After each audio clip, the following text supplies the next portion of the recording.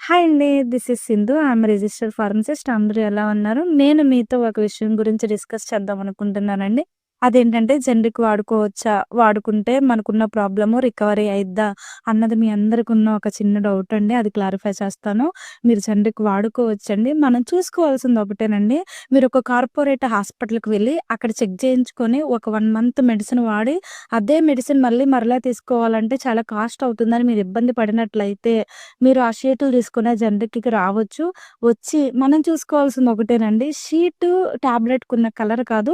మనం చూసుకోవాల్సిందేంటంటే స్ట్రిప్ వెనకమాల కాంపోజిషన్ అనేది ఒకటుంటదండి. దాంట్లో మెడిసిన్ పవర్ సేమ్ అయ్యుంటే, మేమిచ్చే షీట్ మీద కూడా సేమ్ అయ్యుంటే మీరు నిరభ్యంతరంగా వాడుకోవచ్చు.